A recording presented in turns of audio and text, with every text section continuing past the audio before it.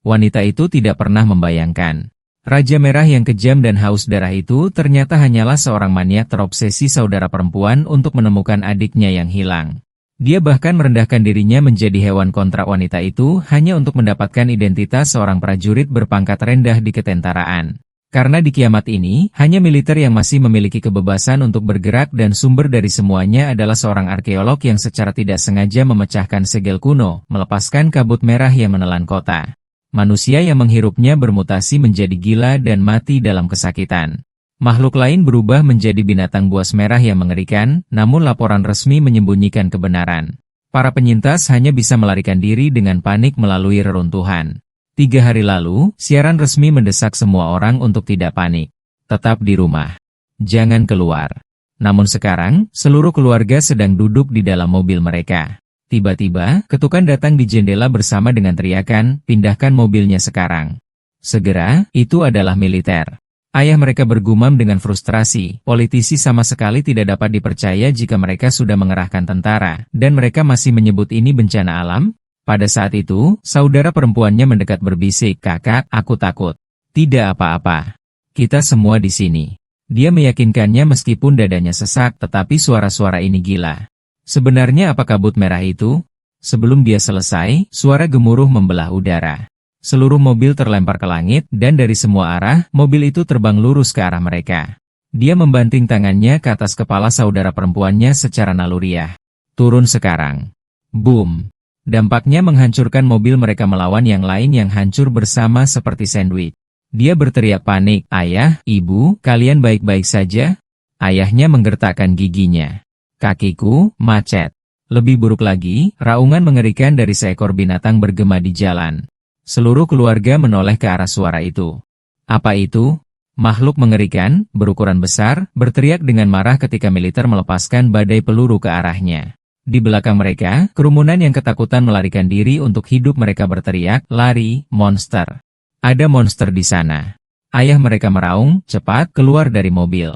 Dengan tendangan yang kuat, dia menghancurkan pintu hingga terbuka, menarik putrinya keluar bersamanya, lalu dia bergegas untuk membuka pintu sisi penumpang. Ibu mereka berteriak, "Bawa adikmu dan pergi. Tinggalkan kami." Tapi bagaimana dia bisa meninggalkan mereka? "Tidak. Aku akan mengeluarkanmu dari sini." Dalam kepanikannya, saudara perempuannya berteriak, "Tolong." Kemudian langsung menyadari kesalahannya, menutup mulutnya dengan tangan. Ibu mereka menangis berteriak lagi, "Pergi."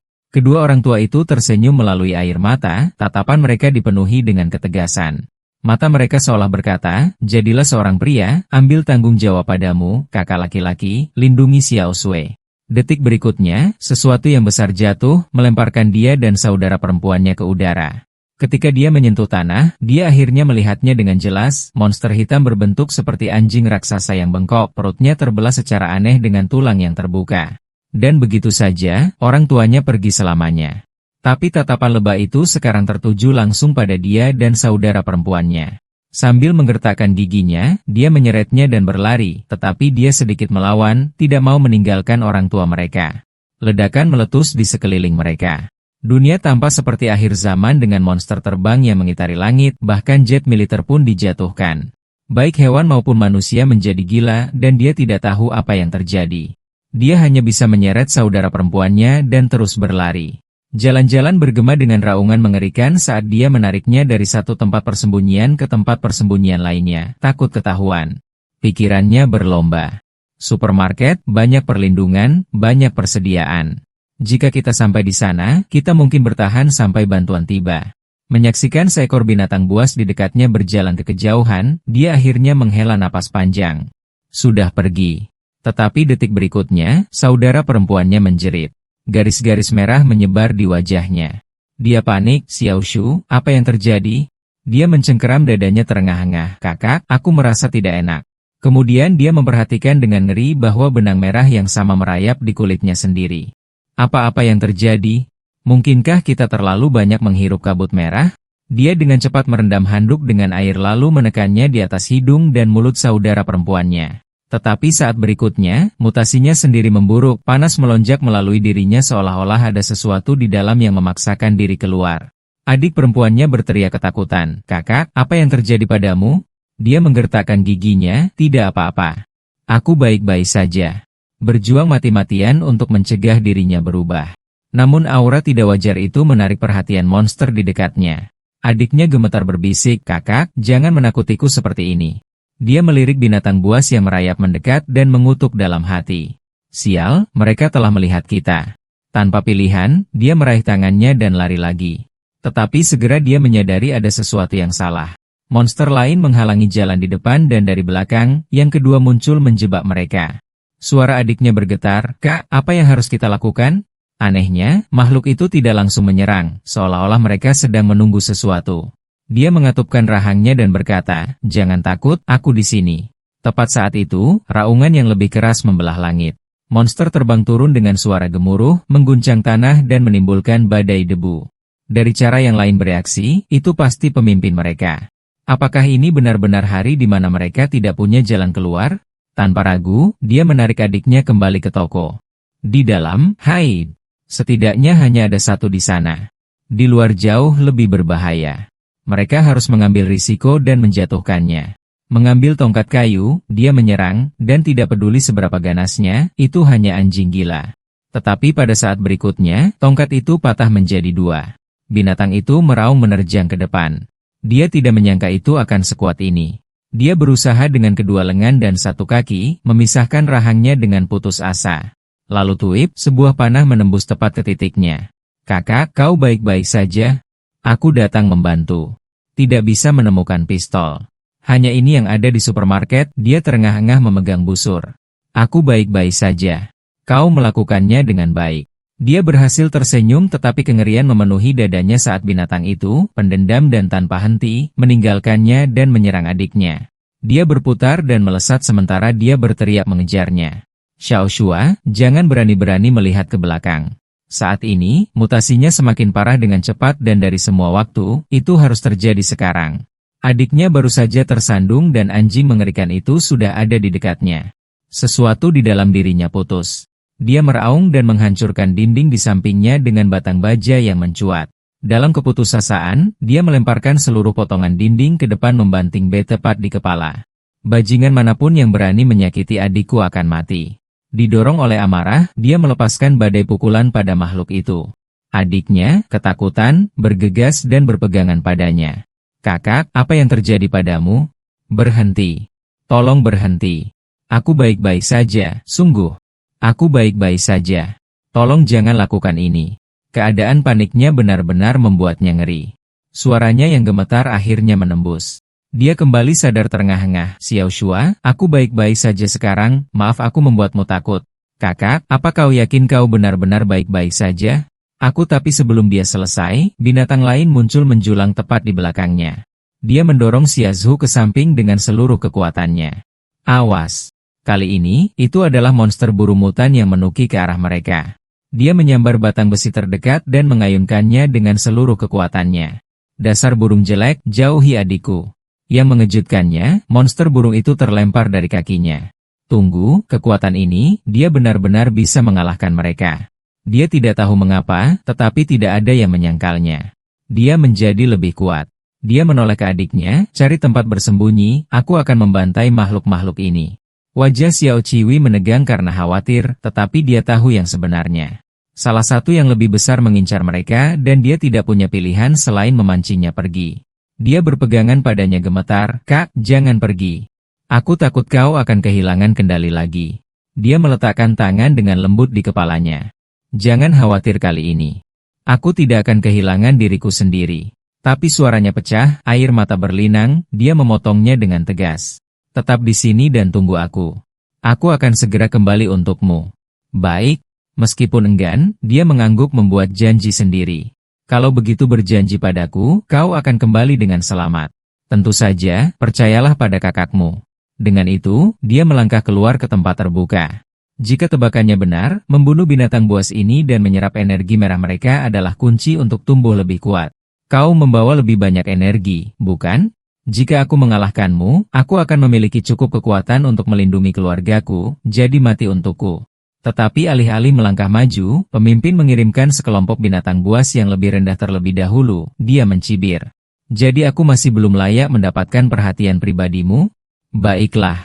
Mereka akan menebang setiap orang dari mereka sampai aku berdiri tepat di depanmu.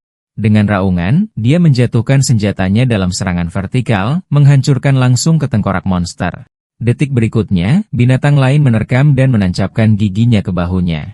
Dia berteriak, kekuatan melonjak melalui dirinya dalam sekejap. Dua monster terlempar dari kaki mereka. Lengannya berubah menjadi cakar buas, energi hitam dan merah beriak di sepanjang mereka. Jadi, beginilah rasanya kekuatan. Luar biasa. Mulai sekarang, ini adalah waktu berburu saya.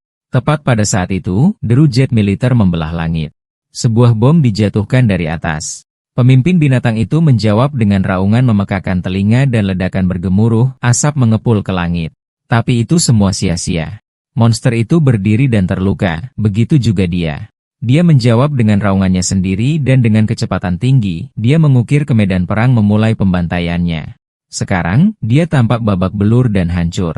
Tetapi ketika pikirannya jernih, pikiran pertamanya adalah tentang adiknya. Tapi yang Xiao Sui tinggalkan hanyalah boneka kain. Perlahan, tanda-tanda mutasi memudar dari tubuhnya. Aku benar-benar kehilangan adikku. Xiao Sui, maafkan aku. Kakakmu terlambat. Di mana kamu? Ibu, ayah, apakah aku mengecewakanmu juga? Aku tidak bisa melindunginya. Samar-samar, dia ingat saat pembom itu menyapu di atas kepala. Menatap tangannya yang bengkok dan tidak manusiawi, dadanya sesak. Tanganku, jadi apa mereka ini? Apa yang terjadi padaku? Bom-bom itu mendekat dan dia berteriak, mundur. Ini terlalu berbahaya. Kemudian boom, ledakan memekakan telinga melahap segalanya. Melalui dering di telinganya, dia menangkap bunyi bilah helikopter. Ada seorang yang selamat di sini. Periksa dia. Dia terinfeksi. Tinggalkan dia. Gadis itu di sana, bawa dia atau bergerak cepat. Cepat. Monster akan kembali setiap saat. Dia hanya bisa menonton tanpa daya saat helikopter membawanya pergi. Namun dalam keputusasaan itu, sedikit kenyamanan tetap ada. Setidaknya Xiao Sui aman. Kakak, kenapa? Kenapa kamu tidak datang menyelamatkanku? Dalam mimpinya, Xiao Sui berdiri di lalap api. Saat dia meraihnya, dia menghilang ke dalam ketiadaan. Dia tersentak bangun. Itu hanya mimpi buruk. Sial. Mimpi yang sama lagi. Xiao Sui, sudah setengah tahun. Di mana kamu? Untungnya, identitasnya belum terungkap. Sejak Xiao Sui dibawa pergi, dia telah mencari setiap tempat perlindungan yang bisa dia temukan, namun keberadaannya tetap tidak diketahui. Untuk terus mencarinya, dia telah mendaftar di jajaran terendah militer, patroli perbatasan. Di dunia yang kacau ini, hanya tentara yang memiliki otoritas untuk mengumpulkan intelijen dan bergerak bebas. Sekarang, dia ditempatkan di pos terdepan Chichi City. Kapten, maaf saya terlambat untuk shift saya. Kapten Jia Jun menyambutnya dengan tendangan keras ke bagian belakang. Kau idiot. Di mana saja kau? Malas lagi. Aku menyuruhmu mengambil alih dan kau muncul terlambat. Rokie tidak berguna. Maafkan saya, Kapten. Dia naik ke menara pengawas. Dari bawah, Kapten berteriak lagi. Yin Hao, setelah orang-orang besar itu tiba, kita akhirnya bisa menyelesaikannya. Kau dengar aku? Dia berteriak kembali. Siapa? Tapi suara Kapten berubah dingin. Jika kau mengacaukan sesuatu, aku akan memastikan kau menyesalinya. Setengah tahun yang lalu, kabut Crimson meletus mengubah sebagian besar kota menjadi reruntuhan, tempat bersarang bagi binatang buas. Seiring dengan kabut muncul struktur misterius. The Crimson mengilhami para penyintas kemanusiaan hanya bisa berpegang pada kehidupan di pinggiran, jauh dari puncak menara di tengah kabut. Pikirannya melayang kembali ke monster yang dia dan Xiao Sui hadapi di supermarket, apakah itu benda itu? Masih di sana? Sementara itu, Kapten Jia Jun bergumam, dengan pasukan respons khusus di luar sana, patroli perbatasan kita hanya untuk dipamerkan jika bahkan mereka tidak dapat mempertahankan garis. Kesempatan apa yang kita miliki? Dua tentara lainnya mencibir. Kapten, kau melebih-lebihkan. Itu pasukan respons yang legendaris. Mereka kalah, itu lelucon. Mereka menghancurkan monster sampai sini tanpa melambat. Yen House duduk tenang di atas menara pengawas. Bahkan setelah sekian lama, bau kabut merah itu masih membuatnya mual. Itu membangkitkan nafsu darah primal, mendorong makhluk untuk saling membantai. Tiba-tiba, dia melihat kabut itu bergeser. Menyebar tidak wajar. Tidak. Sesuatu menerobosnya. Kapten, sesuatu datang. Lihat. Apa itu? Berhenti panik. Sebelum kata-kata itu selesai, kabut itu melonjak dengan hebat. Kapten, itu pasukan respons. Dua anggota pasukan berlari dengan putus asa seolah-olah berpacu melawan kabut itu sendiri. Pak, apa yang terjadi di luar sana? Kembali. Tetapi di detik berikutnya, jeritan mereka merobek udara. Kapten Jiajun meraih radionya dan meraung. Semua unit mundur. Mundur sekarang. Detik berikutnya, cakar mengait ke seragam kapten, mengangkatnya dari tanah. Wajahnya menjadi pucat. Inilah akhirnya. Aku hampir bisa melihat leluhurku melambai kepadaku. Dari atas, Yan Hao melihat ke bawah saat kabut merah menelan tanah di bawah. Melalui kabut, hanya jeritan panik yang bergema. Lari. Cepat. Mereka datang. Dia melompat tanpa ragu, membanting langsung ke monster dan mendorongnya ke tanah. Monster lain meraung dengan marah padanya, tetapi dia bukan lagi pria seperti setengah tahun yang lalu. AGOD, paket pengalaman dikirim ke depan pintu saya. Aku akan mengambilnya. Dalam beberapa saat, monster kedua tergeletak mati. Energinya mengalir ke dalam dirinya. Bagus. Menyerapnya membuatku lebih kuat lagi. Berapa banyak lagi sebelum aku mencapai level berikutnya? 6 monster lagi mendekat di sekelilingnya. Alih-alih takut, kegembiraan menyala di wajahnya. Ayolah, jangan mengecewakanku. Tetapi dalam sekejap berikutnya, semuanya berubah. Sinar cahaya merobek melewati punggungnya dan monster di sekelilingnya meledak menjadi potongan-potongan. Seorang wanita berdiri di sana dengan senjata di tangan, terang-terangan mencuri pembunuhannya. Namanya adalah Song Rui, kapten pasukan Crimson Bloodfield. Yan Hao mengutuk dalam hati, sialan anggota pasukan respons. Dia perlu kembali dengan cepat dan berdoa agar dia tidak menyadarinya. Suara Song Rui terdengar, tajam dan dingin. Jangan tinggalkan satupun hidup. Musnahkan mereka semua. Dua laras senjata berayun ke arahnya. Terkejut, dia mengangkat tangannya sekaligus, tetapi tembakan masih terdengar dan Yan Hao menyadari bahwa dia bukan targetnya. Peluru merobek monster tepat di belakangnya, saya terlalu memikirkannya. Target dikonfirmasi, dieliminasi. Song Rui menatapnya dari atas. Di mana senjatamu, prajurit patroli? Hati Yan Hao tenggelam. Aku kacau. Tetap saja, dia tidak bisa menyangkal dia tampak memukau. Semua unit mundur ke garis pertahanan sementara. Tanpa perintah Komandan Song, tidak ada yang masuk. Song Ro mempelajari angka-angka di tabletnya, suaranya dingin. Korban pos zona A, 37. Di antara mereka, 2 dari pasukan darah merah, 30 dari unit patroli. Itu laporan kehilangan resmi dari insiden ini.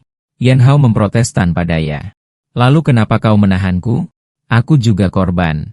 Pada pukul 17:23, Anda meninggalkan unit Anda tanpa izin selama 2 jam. Wabah kabut merah dimulai tepat setelah Anda kembali. Kenapa? Tidakkah menurutmu kau berutang penjelasan pada kami? Yan Hao mengutuk dalam hati. Sial. Wanita ini terlalu tajam. Aku harus menggerta untuk keluar dari ini. Aku hanya tertidur di reruntuhan terdekat, aku bahkan memberitahu kaptenku sebelum aku pergi. Tetapi salah satu rekan pasukannya segera menikamnya dari belakang. Nyonya, orang ini terlambat setiap kali kita bertugas, dan kapten selalu membiarkannya begitu saja. Kau keparat. Jangan berani menjebak kapten seperti itu. Aku akan membunuhmu jika kau melakukannya. Yan Hao tiba-tiba marah. Mata Song Rui menyipit, menghitung. Sepertinya unit patroli ini punya masalah yang lebih dalam dari yang aku kira. Tepat saat itu, kapten yang masih dalam perawatan bersin dengan keras. Kapten, kau baik-baik saja? Seorang dokter menjawab datar, santai, dia tidak akan mati. Semua tanda vitalnya normal. Dokter, itu yang kau sebut normal. Song Rui menarik berkas Yan Hao. Nada bicaranya, dingin. Catatanmu mengatakan kau baru menyelesaikan pelatihan dasar 3 bulan lalu. Namun dalam pertempuran terakhir, 2 anggota tim respon khususku meninggal, dan kau selamat? Yan Hao menjadi kaku mencari alasan. Itu karena aku takut mati. Dulu di sekolah, aku berlatih atletik, jadi kakiku lebih cepat dari kebanyakan orang. Saat ada yang meleset, aku lari duluan. Jika kau sangat takut mati, mengapa mendaftar di ketentaraan? Atau kau punya tujuan lain? Sebuah tujuan? Tentu saja. Selama setengah tahun, sambil mencari Xiao Xua, dia telah membunuh dan menyerap binatang buas tingkat rendah, perlahan belajar mengendalikan wujud binatangnya dan bahkan berubah kembali dalam wujud manusia. Seperti serigala penyendiri, dia menghindari orang, menyisir reruntuhan dan menjelajahi pos terdepan penyintas hari demi hari untuk mencarinya. Sebagai seorang tentara, pengecut, desersi, menyembunyikan kebenaran. Kau tahu apa hukumannya untuk itu, bukan? Yan Hao menyeringai. Apa? Berencana mengeksekusiku? Tiba-tiba, Song Rui mendekat ke telinganya, suaranya berbisik rendah. Tanganmu, apa itu? Jantung Yan Hao berdebar kencang. Dia benar-benar melihatnya. Semua kebohongan yang kau putar ini, apa yang kau coba sembunyikan? Apa tujuanmu sebenarnya? Pada saat itu, ledakan dahsyat meletus di luar. Song Rui mengira itu gempa bumi, tetapi Yin Hao membeku tidak tahu. Perasaan ini, aku tahu itu. Dia bangkit tegak dan berteriak, lari. Kawanan binatang buas datang. Song Rui berkedip, terkejut. Apakah dia baru saja mencoba melarikan diri tepat di depanku? Detik berikutnya, dia membantingnya ke tanah. Apa? Apakah aku tidak terlihat olehmu? Tapi kemudian tanah di bawah Yan Hao retak terbuka dengan keras. Nyonya, tanahnya terbelah. Tenang. Ini akan runtuh. Tolong. Semua orang kecuali Song Rui jatuh dengan keras, mengerang kesakitan. Di mana kita? Di bawah tanah itu sangat gelap, mencekik. Nyalakan lampu sekarang. Siap, Nyonya. Seorang rekan tim menggerutu, kau adalah bencana berjalan. Yin Hao, tidak ada hal baik yang pernah terjadi denganmu di sekitar. Yin Hao balas dengan dingin. Simpan keluhanmu saat kita masih hidup. Tunggu. Apa kau bilang kita terjebak? Tidak juga. Saat lampu menyala, mereka menyadari kebenaran. Ini adalah labirin yang diukir oleh binatang buas itu sendiri. Semuanya, tetap tenang. Periksa semua senjata yang tersedia. Jaga formasi dan jangan pernah memperlihatkan punggungmu. Tiba-tiba, Yin Hao mendengar suara angin dan itu membuatnya kaku. Ada apa? Ada angin yang datang dari arah sana. Jika ada angin, maka ada jalan keluar. Aku akan memeriksanya. Dia bergegas dan benar saja, merasakan angin, satu tentara mencibir. Yan Hao, kau tidak berguna dalam segala hal kecuali lari untuk menyelamatkan hidupmu. Kapten, ada aliran udara di sini, tetapi Yan Hao gagal menyadari binatang buas yang merayap tepat di belakangnya, taring terbuka, siap untuk berpesta. Bawah. Sebuah tembakan meledak, monster itu jatuh, dan seorang tentara patroli pingsan ke tanah dengan teror. Cairan kumbang ini bersifat korosif. Jangan biarkan mereka mendekat. Dan satu lagi, tidak ada yang bergerak tanpa perintahku. Song Rui berbalik dengan tajam. Tatapannya tertuju pada Yan Hao. Prajurit patroli, kau sangat pandai menghindari bahaya. Begitu kita keluar dari sini, kau akan menjelaskan dirimu. Tapi pikiran Yan Hao berputar, apakah dia sudah mencurigai rahasiaku?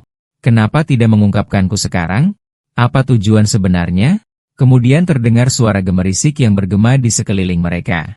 Lebih banyak makhluk yang sama muncul berkerumun dalam kegelapan. Sial. Kenapa ada begitu banyak dari mereka? Ini buruk. Kerumunan itu mendekat, masing-masing memancarkan niat membunuh seolah menunggu untuk melahap mereka hidup-hidup.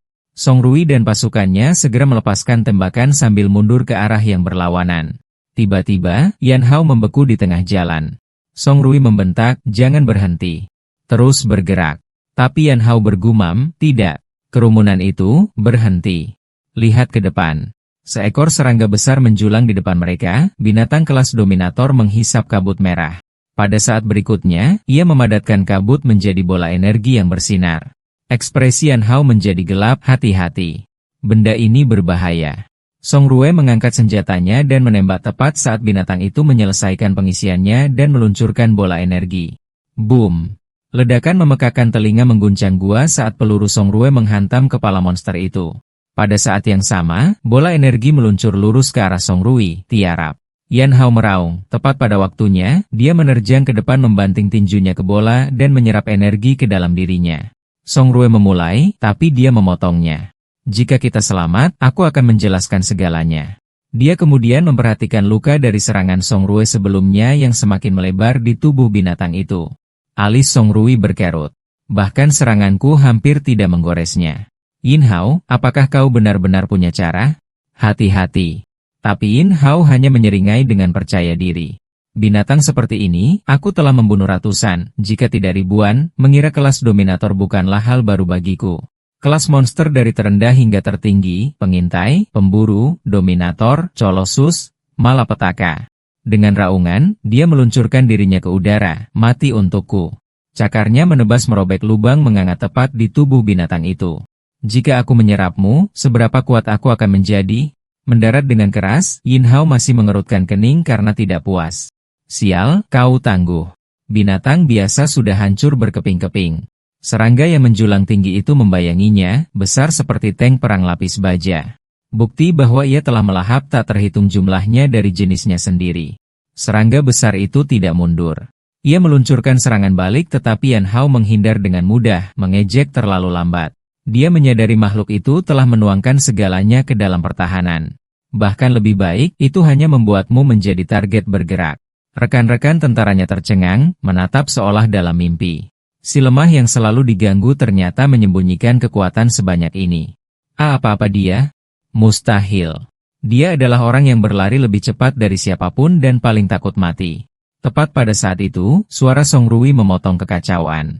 Dia adalah eksperimen tempur yang dikembangkan secara rahasia oleh pemerintah Persatuan Shu.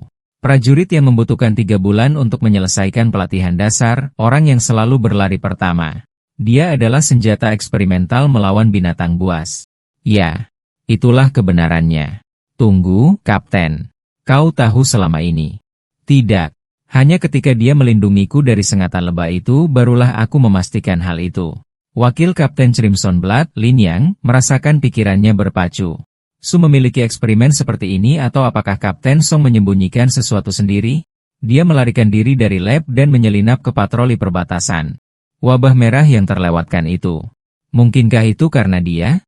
Aku tidak bisa mengesampingkan bahwa itulah mengapa aku perlu menyelidiki. Ini adalah intelijen rahasia tingkat atas Su. Apapun yang kau lihat atau dengar di sini, jangan pernah membicarakannya di luar. Mengerti? Tentu, Bu. Song Rui menyeringai dalam hati, sebuah cerita sampul acak dan mereka menelannya utuh-utuh. Serangga besar itu mengumpulkan bola energi lain dan melemparkannya langsung ke Yin. Bagaimana kalau dia menyelinap ke samping dengan mudah? Tapi hatinya jatuh, dan, bola itu berbelok ke arah Song Rou dan pasukannya. Menghindar. Boom. Ledakan menghantam tanah mengguncang gua. Saat debu menghilang, Song Rui berdiri tegak tanpa luka, berpose terlalu heroik. Rekan prajurit Yan Hao terengah-engah, terkejut masih hidup. Lin yang melindunginya. Pak, kaki Anda, santai saja, itu tidak akan membunuhku. Tapi kamu bagian dari unit respons khusus. Untuk orang sepertiku, patroli rendahan, Lin yang hanya tersenyum. Menukar kaki dengan hidupmu? Setimpal. Bukankah misimu fokus memusnahkan para monster? Kehilangan kekuatanmu hanya untukku? Aku tidak menjadi tentara hanya untuk membunuh monster sialan itu, kata Lin yang dengan tegas. Aku menjadi tentara untuk melindungi sebagai perisai terakhir umat manusia. Aku tidak akan pernah meninggalkan siapapun. Dan prajurit seperti itu pantas dihormati. Pada saat yang sama, Yin Hao terlempar ke udara menghantam tanah dengan suara berat. Armor merah di lengannya berkedip dan memudar. Sial. Energi kabut merah terkuras. Aku bahkan tidak bisa mempertahankan satu lengan yang diperindah. Namun kumbang lapis baja kelas dominator masih penuh vitalitas. Jadi inilah kelas dominator yang sebenarnya, merepotkan. Monster itu menerjang, cakarnya menebas ke arahnya. Tapi saat itu, ledakan laser menghantam kepalanya. Yan Hao menoleh. Song Rui berdiri di sana dengan senjata berasap. Yin Hao, kamu tidak akan mati di sini, katanya dingin. Kamu masih punya banyak yang harus dipertanggungjawabkan. Kumbang lapis baja itu mengeluarkan tawa mengejek yang mengerikan. Mata Song Rui menyipit. Ia tertawa. Mungkinkah? Benar saja, kabut merah melonjak masuk dari setiap terowongan di sekitar mereka. Labirin memberinya kendali sempurna atas alirannya. Dengan kabut yang membanjiri kembali, lukanya sembuh dengan cepat, kekuatan melonjak sekali lagi. Sial. Ia memulihkan kekuatan penuh seperti kabut di pos terdepan sebelumnya. Apa yang dilakukannya selama ini? Song Rui, cepat, tegas. Yin Hao, kita tidak bisa membunuhnya. Mundur sekarang. Yin Hao mengumpulkan kekuatannya sekali lagi, meraung, tidak. Ia akan mati di sini hari ini. Kabut yang dipanggilnya juga memberiku kekuatan. Saat ini, ia tidak bisa bergerak bebas. Ini adalah kesempatan kita untuk menyerang. Song Rui balas dengan dingin. Jika kita gagal, kau akan mati di sini. Yin Hao menyeringai. Aku sudah berjalan ke ambang kematian berkali-kali. Satu lagi tidak masalah. Mendengar itu, Song Rui mengasah senjata. Akhirnya, kita punya satu kesempatan untuk ini. Aku akan mengerahkan semua yang aku miliki untuk menghancurkan armor kepalanya. Kamu selesaikan, hancurkan otaknya. Itulah satu-satunya cara kita menjatuhkannya. Sekarang, Song Rui meraung. Meriam laser menembak dan Yin Hao meledak beraksi di sampingnya. Ledakan itu merobek pertahanan kumbang lapis baja, membelah karapasnya cukup lebar bagi Yan Hao untuk bergerak masuk. Dia melompat ke kepala binatang itu, cakarnya menghantam dengan hiruk-pikuk saat dia berteriak, "Mati!" Di bawah serangan tanpa henti, pelat kepala monster itu mulai retak. Song Rue menahan napas, matanya melebar. Apakah berhasil? Boom! Kepala kumbang lapis baja itu terbelah, pecahan terbang, dan Yan Hao terlempar ke belakang, menghantam tanah dengan keras. Song Rui bergegas menghampirinya sekaligus. Dia berlutut di sampingnya, "Apa kau baik-baik saja?" Lalu matanya menangkap sesuatu di dadanya. Dia mengambilnya, mengerutkan kening, sebuah foto. Dia tidak menyadari bahwa kristal hitam telah muncul di tangan Yan Hao. Pada saat berikutnya, kristal itu perlahan tenggelam ke telapak tangannya. Penglihatan Yan Hao menjadi gelap dan tiba-tiba, dia berada di ruang asing yang aneh. Dia berbisik, "Apakah aku mati?" Di hadapannya, sesuatu berbentuk untai DNA berdenyut dengan cahaya menakutkan. Kristal hitam muncul kembali bersinar samar di dadanya. Jantung Yin Hao berdegup kencang. "Tunggu. Bukankah ini benda dari dalam binatang kelas dominator itu? Sepertinya semacam tali energi yang aku bersumpah tadi ada di tanganku. Kenapa bisa ada di dadaku?" "Apa? Ini menyerap kabut merah. Bukan cuma menyerap tapi juga menyimpannya. Itu artinya meskipun aku menghirup lebih banyak kabut dan diminta bertarung lagi, aku tidak akan kehilangan kendali lagi." Tapi kemudian retakan menyebar di permukaan kristal. Dada Yan Hao terasa sesak. Tidak. Kristal yang baru lahir ini tidak bisa menampung semuanya, tapi jika ini terus berlanjut, itu akan meledak. Yan Hao teringat gerakan pamungkas kumbang dominator yang membakar kabut merah dalam jumlah besar dalam satu serangan. Jika aku bisa menyerap kabutnya, maka aku akan mengumpulkannya semua ke dalam satu titik. Di ranjang rumah sakit, kabut merah mulai terpancar dari seluruh tubuhnya. Matanya bersinar merah saat dia menggeram, "Padatkan." Di tangannya, sebuah bola terbentuk, sangat mirip dengan Rasengan dari Naruto. Sementara itu, di rumah sakit Tianlan, 5 menit sebelumnya, di luar kamar 324, salah satu rekan Yan Hao menghentikan Song Rue. "Kapten Song," kaki wakil Kapten Lin, Song Rue menjawab dengan tegas. Sebagai seorang prajurit, dia tahu risikonya. "Kamu tidak perlu menyalahkan dirimu sendiri." Di dalam kamar, Lin Yong menatapnya. "Kapten Song, ada apa dengan Yin Hao? Aku belum pernah mendengar Su mengembangkan tentara eksperimen. Kasus Yin Hao dirahasiakan. Fokus pada pemulihan. Jangan ikut campur yang lain." Nada bicaranya tajam, tidak kenal ampun. "Aku sudah meminta transfermu ke logistik. Mulai sekarang, kamu bisa istirahat dengan benar." Lin yang terdiam, lalu berkata dengan tekad, "Aku akan melaporkan ini dengan jujur kepada ayahmu."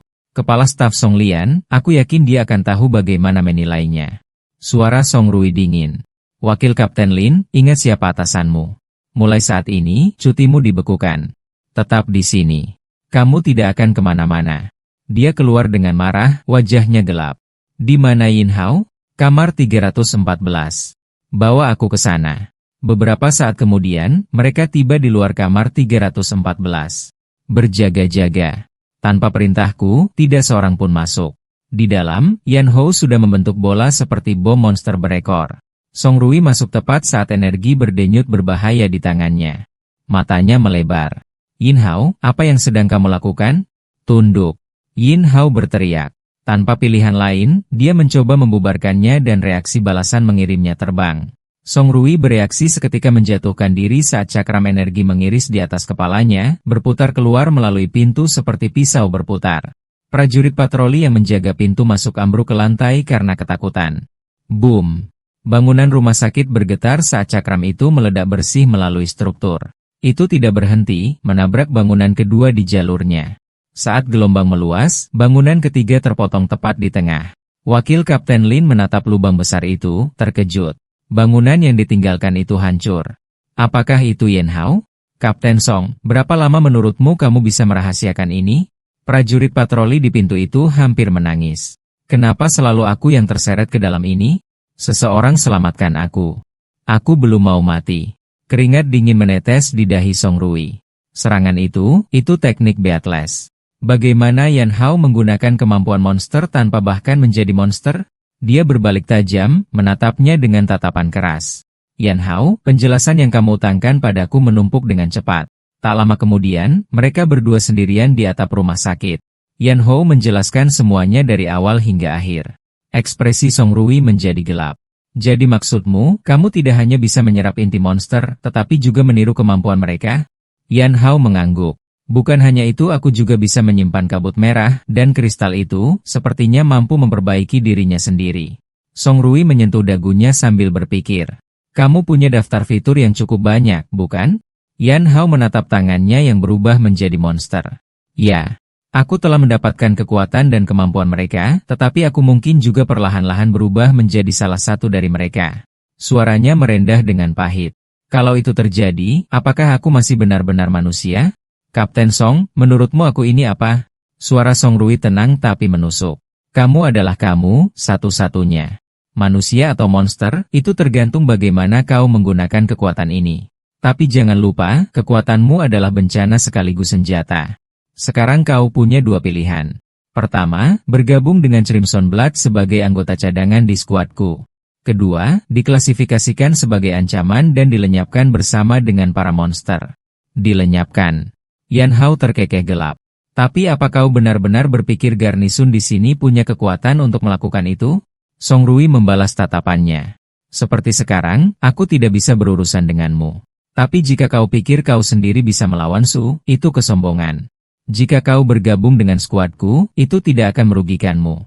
Identitas, intel, sumber daya, aku bisa melindungimu. Yen Hose mencibir dalam hati. Ancaman tidak berhasil, jadi sekarang dia menawar. Tapi tidak ada makan siang gratis.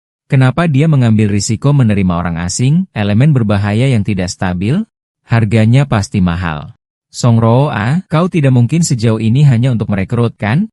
Kau pasti punya alasan lain. Song Rui tersenyum tipis, setajam biasanya.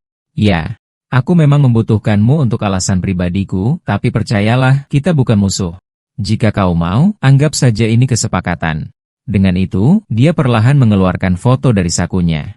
Wajah Yan Hose membeku. Apa? Foto itu, kenapa ada padamu? Nada suara Song Rui tajam. Jangan remehkan aku, jika aku ingin menggali masa lalumu, itu sangat mudah.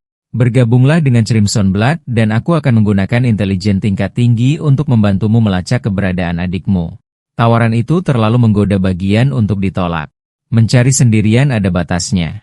Seperti yang dikatakan Song Roa, di dalam militer, semakin tinggi posisi dan statusnya, semakin banyak tempat yang bisa dia selidiki, semakin bebas dia bisa bergerak.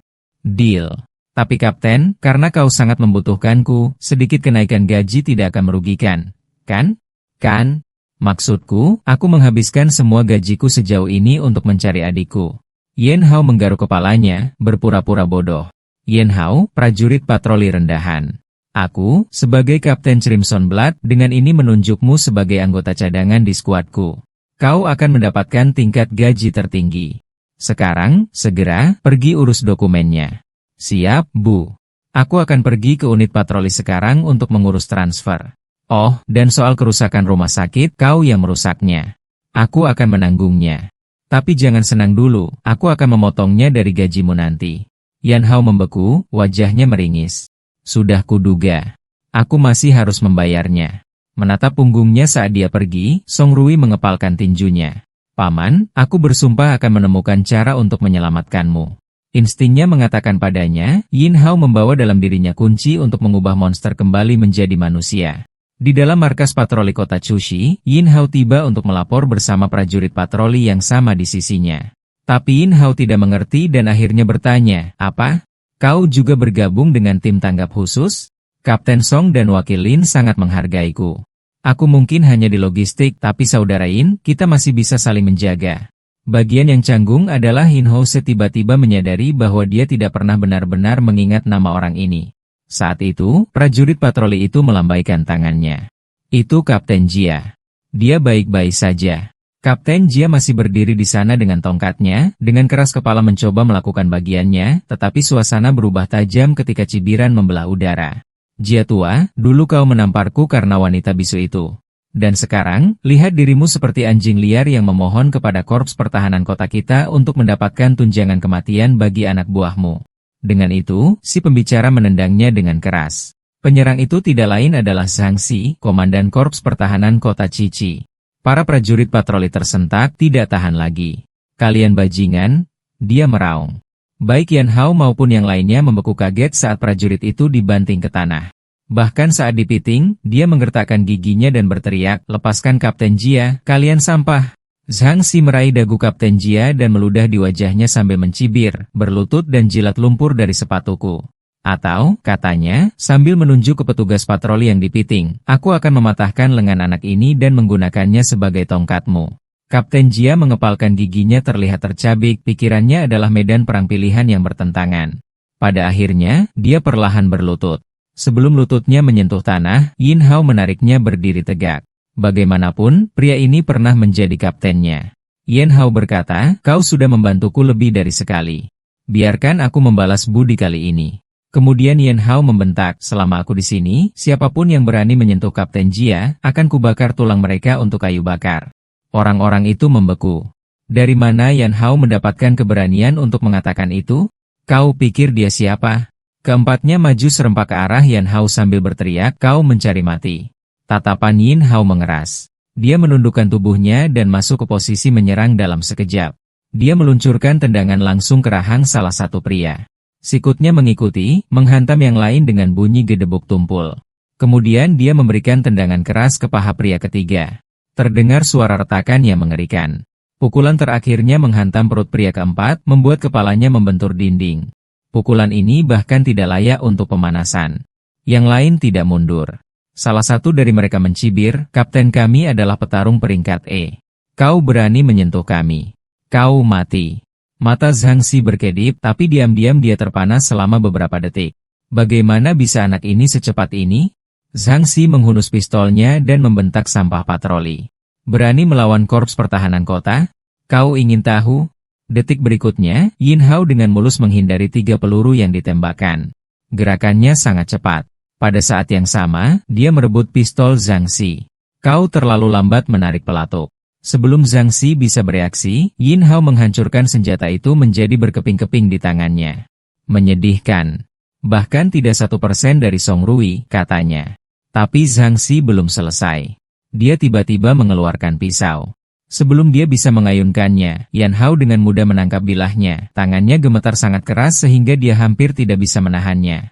Detik berikutnya, Yan Hao mengangkatnya tinggi-tinggi ke udara seperti mainan anak-anak dan bertanya dengan dingin, "Bukankah kau baru saja mengatakan Kapten Jia harus berlutut?" Wajah Zhang Xi menjadi pucat saat dia tergagap. "Kenapa kau? Apa yang kau coba lakukan? Aku memperingatkanmu jangan. Masih mencoba mengancamku? Sekarang giliranmu." Dengan itu, Yin Hao membanting Zhang Xi ke tanah, mengukir kawah kecil ke lantai.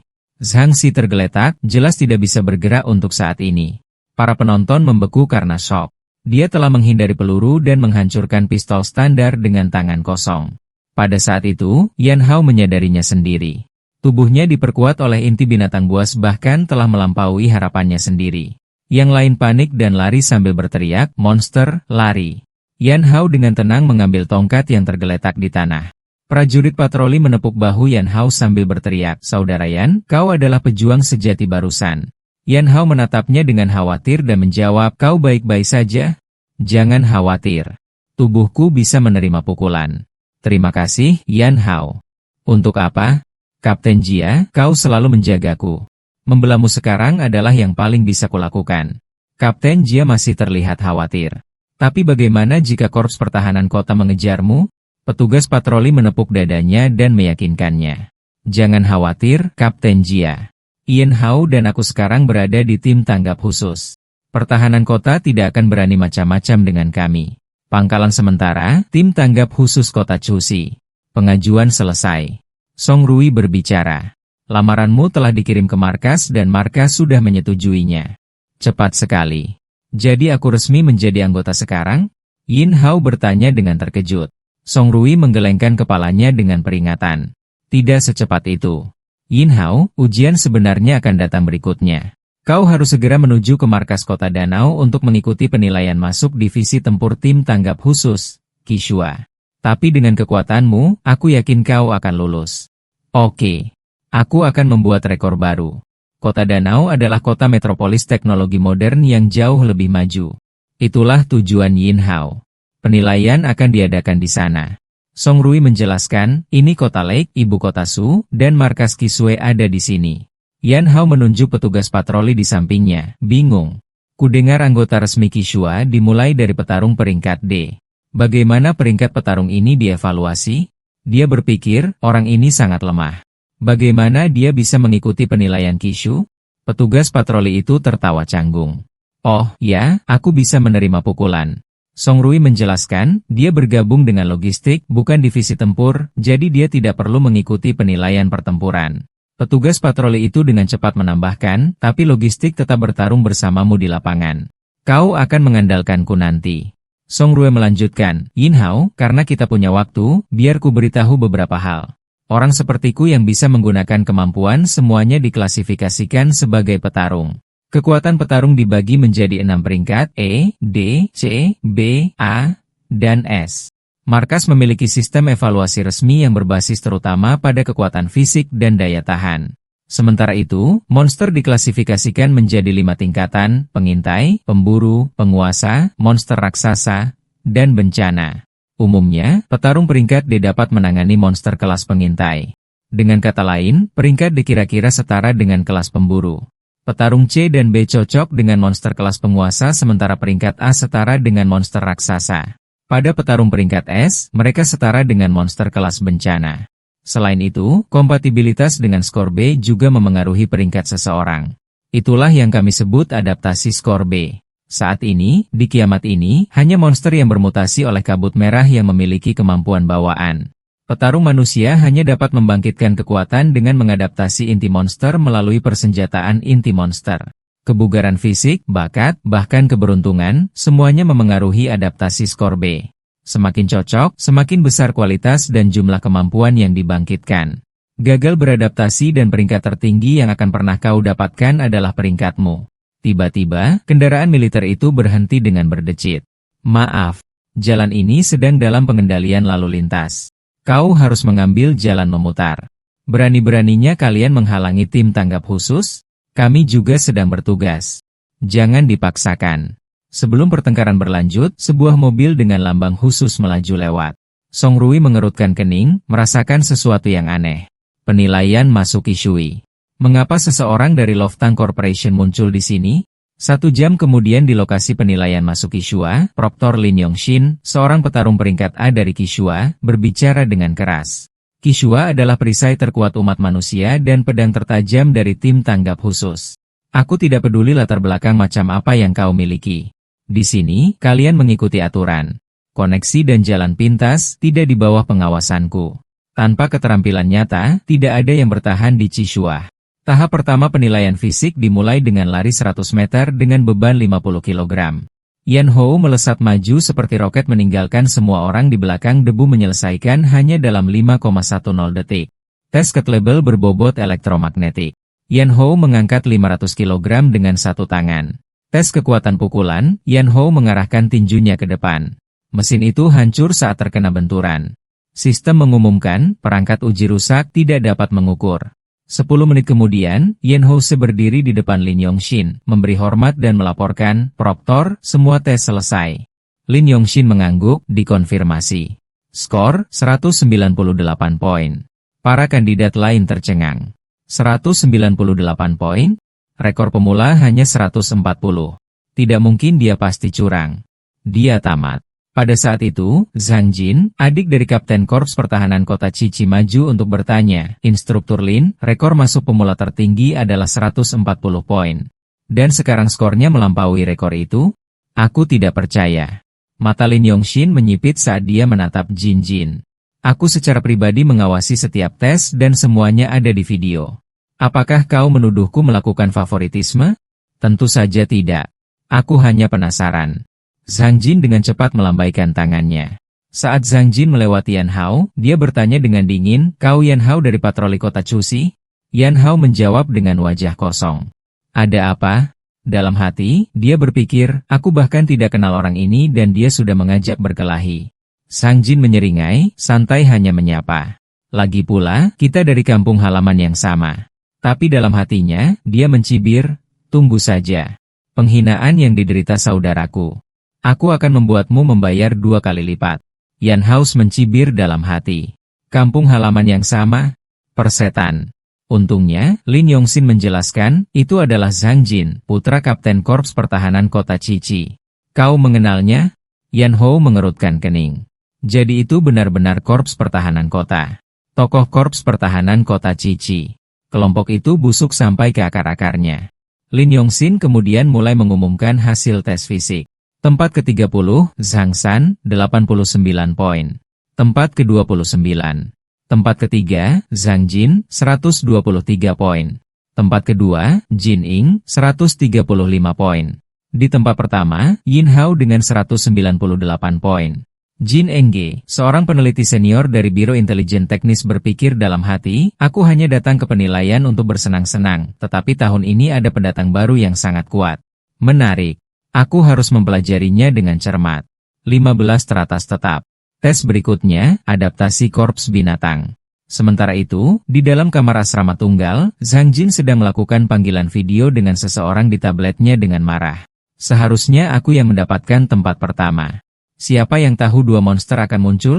Orang di ujung sana menjawab dengan dingin, jika saudaramu tidak menjilat sepatu Ultang Corporation, kau bahkan tidak akan memenuhi syarat untuk penilaian ini. Kau hanya mendapatkan satu kesempatan. Jangan sia-siakan itu. Zhang Jin mengepalkan giginya. Demi saudaraku, aku akan masuk ke Kisui.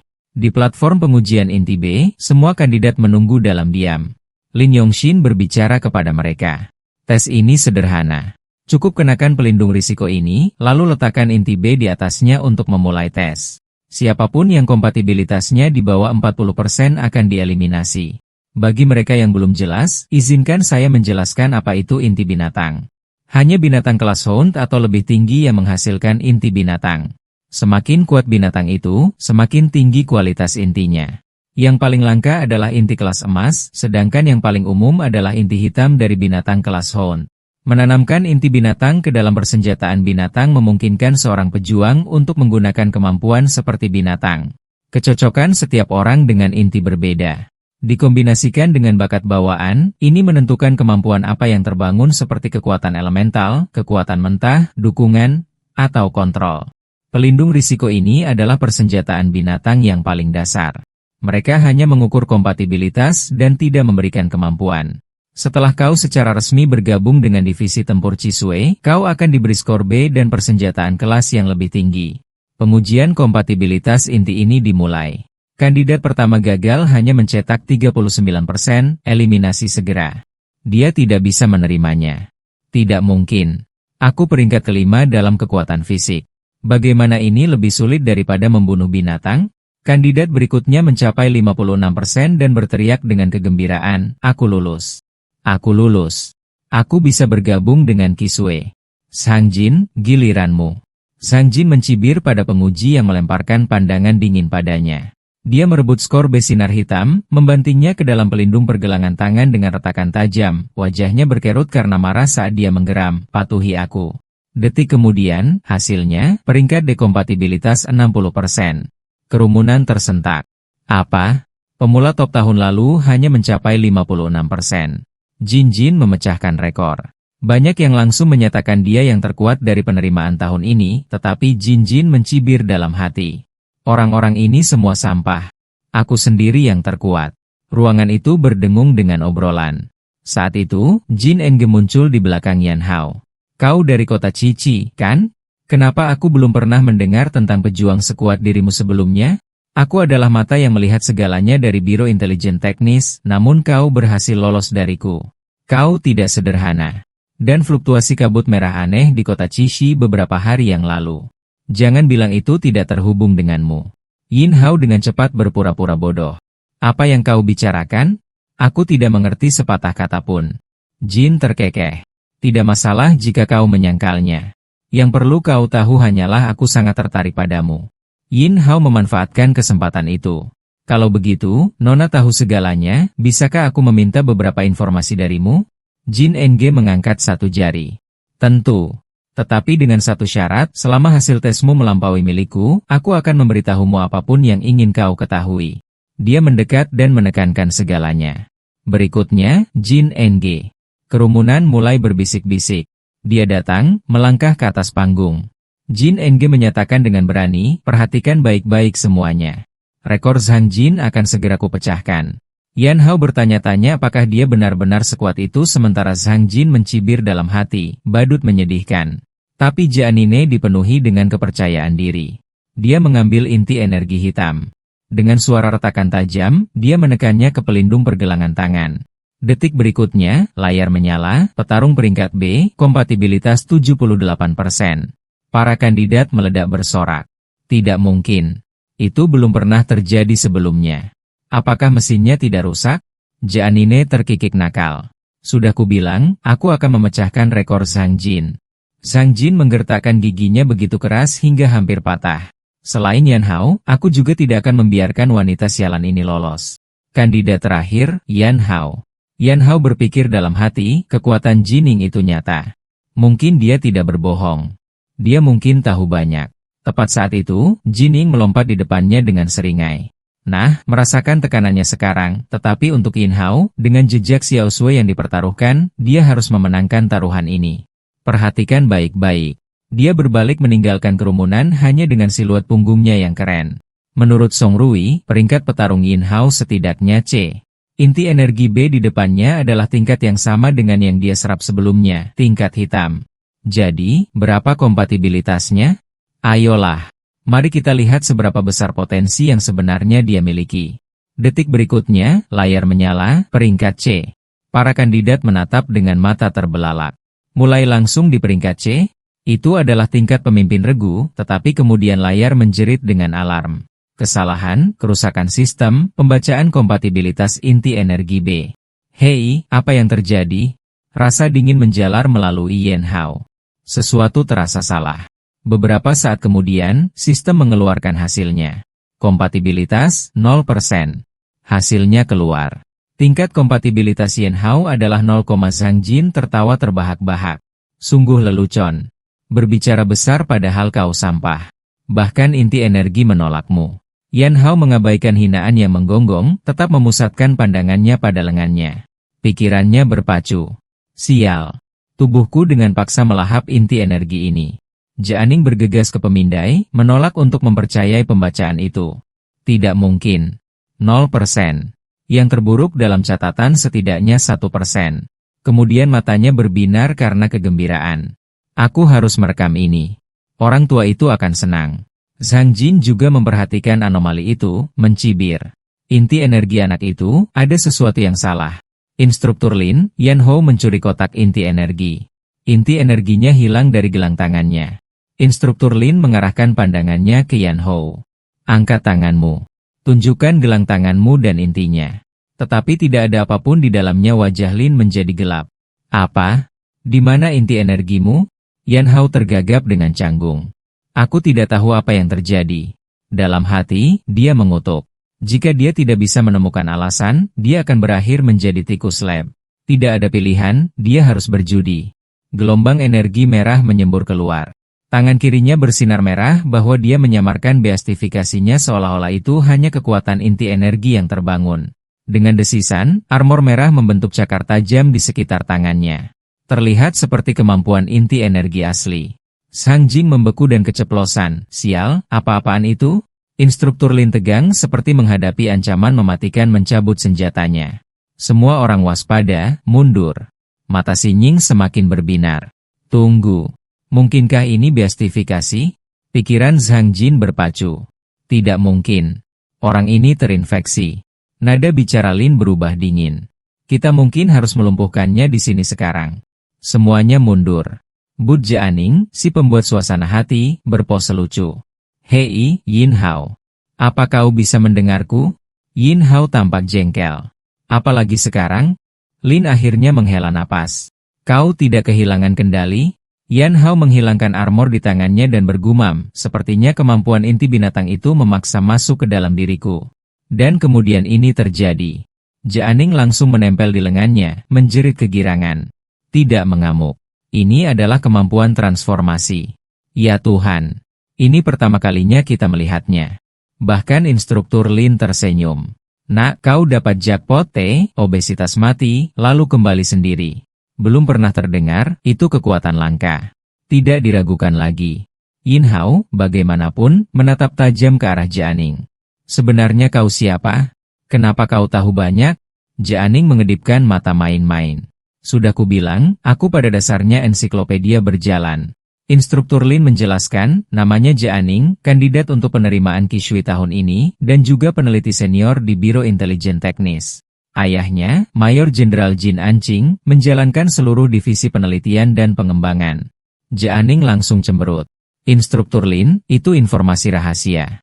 Kau baru saja merusak aura misteriusku. Lin membentak dingin, cukup bercandanya.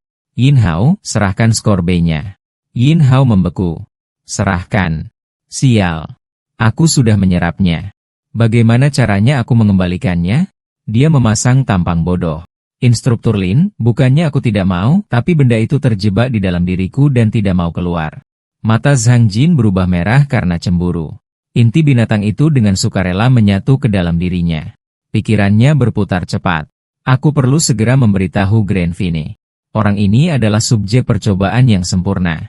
Tak lama kemudian, Yan Hao dibaringkan di dalam ruang radiologi. Dia sudah menduganya. Tentu saja, mereka akan menjalankan pemindaian seluruh tubuh. Hasilnya mengejutkan semua orang. Belum pernah terdengar, inti B benar-benar menyatu ke dalam tubuhnya, terintegrasi sempurna, tidak mungkin diekstraksi. Seorang teknisi melirik gugup pada pria di belakangnya. Direktur Gene, bagaimana menurutmu? Gene menatap tajam pembacaan, matanya menyipit. Dia layak dipelajari. Tubuh itu masih menyembunyikan banyak rahasia. Pada saat itu, Instruktur Lin masuk dengan pria lain. Direktur Jin, bagaimana situasinya? Sebenarnya anak ini apa? Jin Ansheng menyeringai. Ada apa sekarang? Kau Kishu masih berencana untuk berpegang pada aturanmu. Tidak ada yang di bawah 40% kompatibilitas yang masuk. Pendatang baru itu tidak lain adalah ayah Song Rui, Letnan Jenderal Song Lian, Kepala Staf Pasukan Respons Khusus. Dia melambai dengan tidak sabar. Berhenti bertele-tele Jin tua. Katakan padaku, apa yang sebenarnya terjadi? Wajah Jin berubah muram. Alat pengujian ini dikembangkan bersama di bawah pimpinanku dengan Grand Fine sehingga aku tahu prinsip-prinsipnya lebih baik dari siapapun, dan pembacaannya tidak nol. Jin Ying menghentakkan kakinya dengan cemas. Ayah, keluarkan saja. Kau membuatku penasaran. Dia itu apa? Jin akhirnya berbicara. Mesin mencapai batas maksimum sehingga IT bahkan tidak dapat mendaftarkan batas atasnya. Kecocokannya belum pernah terjadi sebelumnya. Potensinya telah melampaui batas maksimum teoritis di atas 100%. Song Lian langsung menoleh. Shin muda, segera laporkan ini bersamaku. Sementara itu, inti di dalam dada Yan Hao mulai bergeser, hitam pekat berdarah menjadi merah tua. Apakah ini karena dia menyerap inti monster kecil itu? Dia ingat ketika dia melahap inti serangga kelas penguasa, dia mendapatkan kemampuannya dan membangkitkan kemampuannya sendiri. Kali ini, meskipun dia tidak mendapat kekuatan baru, inti itu sendiri tumbuh lebih kuat. Kemurniannya meningkat. Warnanya bergeser dari hitam legam menjadi merah karat yang berkarat. Kapasitasnya untuk kabut merah membengkak dan penyerapan menjadi lebih efisien. Dengan kata lain, semakin kuat binatang itu, semakin kuat dia dengan mengonsumsinya. Inti itu sekarang seperti besi lapuk dengan garis-garis gelap model membawa janji yang menakutkan. Dengan setiap perburuan, dia bisa berevolusi tanpa batas. Pada saat itu, di dalam markas Kishua Pasukan Respons Khusus, Yan Hao adalah orang yang saya bawa kembali. Kenapa dia tidak bisa bergabung dengan skuadku? Nada bicara Song Rui tajam, hampir emosional. Tapi jawaban Kepala Staf Song Lian dingin. Kapten Song Rui, perhatikan pangkat dan nada bicaramu. Dan katakan padaku, bukankah kau menunjukkan terlalu banyak perhatian untuk seorang rekrutan kelas C belaka? Ayah, aku berjanji untuk membawanya ke unitku. Kau tidak bisa mengharapkanku menjadi seorang tentara yang melanggar janjinya. Janji seorang tentara adalah untuk negara, bukan untuk individu. Song Lian memotongnya. Yan Hao sudah ditugaskan ke skuad Yongxin. Keputusan itu tidak akan berubah. Kau juga seorang pemimpin skuad Kishui. Apakah kau berencana untuk melawan sesama perwira atas satu orang? Kembali ke posmu. Itu perintah. Song Rui tidak punya pilihan selain mengakuinya untuk saat ini. Tetap saja, dia bertekad untuk menemukan cara lain. Lagi pula, di militer, pangkat lebih penting dari segalanya. Kemudian di lounge barak Kishua, Jeanning menerobos masuk sambil memegang setumpuk file. Yin Hao, berita besar. Sarang binatang baru telah ditemukan antara kota Danau dan Kishu. Mereka mengirim rekrutan udara Kishu untuk menjelajahinya. Aku sudah mengajukan permohonan dengan instruktur Lin. Kita bekerja sama. Pada saat ini, Yan Hou secara resmi dipromosikan ke kelas C dan sekarang menjadi anggota skuad Lin Yongxin dari Qixue. Lin Yongxin membacakan briefing misi. Tujuan kita, selidiki dan nilai tingkat ancaman kawanan ini. Tetap waspada. Ini diklasifikasikan sebagai tingkat rendah, tetapi kabut merah dapat memicu mutasi kapan saja. Pada titik ini, Jin NG berada di peringkat kelas D. Seorang peneliti senior dari Biro Intelijen Teknis dan sekarang menjadi bagian dari skuad Chi Sui Lin. Dengan percaya diri, dia berkata, pengumpulan data adalah keahlianku. Tenang, aku mendukungmu. Konvo melaju dan sepanjang jalan Jin NG mulai menjelaskan. Kawanan lebah diberi peringkat rendah, sedang, tinggi, dan ekstrim, dan mereka datang dalam berbagai jenis. Yang ini adalah tipe sarang tingkat rendah. Strukturnya mungkin terlihat sederhana, tetapi di dalamnya adalah labirin terowongan. Masalah sebenarnya adalah kawanannya sendiri. Masa drone bekerja dengan sejumlah kecil lebah prajurit bersama-sama membentuk koloni penyengat beracun. Yan Hao mengerutkan kening. Serius? Itu hanya sarang tawon. Apakah kita benar-benar membutuhkan 3 truk lapis baja untuk itu? Jin Ying memutar matanya. Sudah kubilang, tawon besi tidak seperti lebah madu. Saat itu, seorang tentara patroli berteriak sesuatu di depan. Yin Hao mendongak, wajahnya menjadi gelap. Kau sebut itu lebah? Itu sangat besar. Jin Ying balas membentak. Itu tawon besi kelas pengintai, bukan serangga tidak berbahaya. Tentara patroli itu mencengkeram kemudi dan berteriak, pegang erat-erat. Katakan padaku pamerkan beberapa keterampilan. Pada saat berikutnya, badai penyengat menghujani. Dia menarik kemudi dengan keras, menyeret truk lapis baja itu untuk menghindari rentetan tembakan itu. Kepanikan menyebar. Sial. Itu serangan penyengat tawon besi. Armor kita tidak akan bertahan.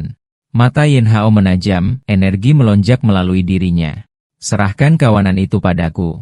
Kesempatan sempurna untuk menguji jurus baruku. Energi merah menyala dari telapak tangannya, melarutkan gelombang penyengat yang masuk di udara. Tanpa ragu, Yan Hao melompati truk. Cari perlindungan dan pertahankan pertahananmu. Aku akan segera kembali. Yan Hao menyerbu ke tengah kerumunan, merobek tawon besi dengan ayunan brutal. Tempurung pecah, kabut darah menyembur kemana-mana. Kekuatan macam apa itu? Dia bahkan mengubah senjatanya. Itu kemampuan transformasi. Dia menyerap inti binatang buas selama penilaian. Mata Jin Ying berbinar. Kupikir dia hanya bisa mengubah tubuhnya, tapi dia bisa melapisi kemampuan itu ke objek juga. Itu berarti apapun yang dia sentuh bisa menjadi senjata. Luar biasa. Aku harus merekam semua data tempurnya. Begitu kita kembali, aku akan mempelajarinya secara menyeluruh. Tiba-tiba, seberkas energi hijau menembus medan perang. Bang! Ledakan kerucut menembus langsung perisai Yan Hao. Matanya melebar. Apa-apaan itu? Energi hijau? Lebih kuat dari sengatan tawon besi. Itu bahkan merusak pertahananku. Jika aku tidak menemukan sumbernya, tamatlah riwayatku. Dia meraung, ada musuh lain. Sumber tidak diketahui. Jianing, berlindung di balik sesuatu. Gunakan batu besar itu. Dan ingat, tawon besi takut api. Namun saat itu, salah satu prajurit regu yang sudah bersiap melesat maju. Jangan keluar dari sana. Jianing berteriak. Desingan tajam. Prajurit itu ditusuk oleh cahaya hijau. Sesaat kemudian, ledakan memekakan telinga merobek udara, kabut merah menyembur keluar. Yan Hao berteriak, Jianing, tusukan hijau itu, apa-apaan itu? Jianing mengeluarkan tabletnya, memindai, dan wajahnya kehilangan warna. Itu kelas Houn, Ratu Sarang. Sengatnya membawa racun yang cukup kuat untuk merusak armor di bawah kelas C. Mustahil. Kelas Houn di sini? Intelnya salah. Ini sama sekali bukan sarang tingkat rendah. Yan Hao membentak perintahnya tanpa ragu. Tangani drone kelas Code. Ratu itu milikku untuk dibunuh. Siap. Serahkan padaku. Jinging menjawab tanpa ragu.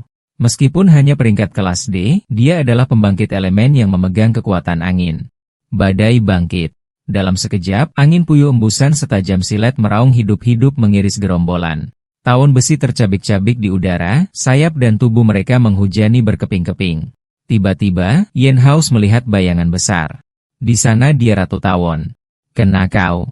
Dia bergumam dengan seringai dingin. Tubuh ratu itu sangat besar, menjulang seperti kendaraan lapis baja. Dengan putaran keras, Yan Hao menghancurkan dua perisai menjadi satu, menggilingnya menjadi massa yang bengkok. Dalam beberapa saat, dia membentuknya menjadi tombak sambil bergumam, panjang ini akan cukup. Dia menghentakkan kakinya dengan keras di tanah. Bumi terbelah dengan retakan gemuruh, puing-puing meledak ke udara. Kemudian dia melemparkan tombak ke depan. Udara itu sendiri menjerit saat terkoyak. Tombak menghantam langsung perut ratu dengan benturan dahsyat dan serangga mengerikan mengeluarkan jeritan memekakan telinga. Anehnya, sang ratu tidak jatuh. Mata Jin Ying melebar kaget. Mustahil. Titik vitalnya tertusuk. Bagaimana bisa masih berdiri? Kelas Houn seharusnya tidak memiliki kekuatan sebanyak ini kecuali pikiran yang mengerikan menghantamnya. Dia berlari menuju Yin Hao sambil berteriak panik. Yin Hao, jangan biarkan ia lolos. Ia berada di ambang evolusi menjadi kelas dominator, tapi Yin Hao sudah terkuras. Dengan bunyi gedebuk berat, dia jatuh ke tanah sambil bergumam, biarkan saja. Aku kehabisan tenaga. Dalam hati, dia mengutuk tanpa kabut merah untuk mengisi ulang. Aku kosong dalam hitungan detik. Seharusnya menyimpan sebagian untuk sang ratu. Jianing mencondongkan tubuh ke arahnya dengan seringai menggoda. Hei, kau mencoba berpura-pura mati? Sekarang apa? Aku mau memberimu napas buatan. Aku nggak suka anak kecil. Siapa yang kau panggil anak kecil? Candaan mereka memecah ketegangan sesaat. Jin Ying lalu mengeluarkan coklat dan menyodorkannya. Ini, makan ini. Tarik napas. Bukan lapar yang membunuhku. Saat itu, tentara patroli tiba bersama anggota tim lainnya. Yin Hao, kalian baik-baik saja? Bersihkan medan perang dan buat markas sementara. Ini harus segera dilaporkan. Jin NG sudah mengetik laporan di tabletnya.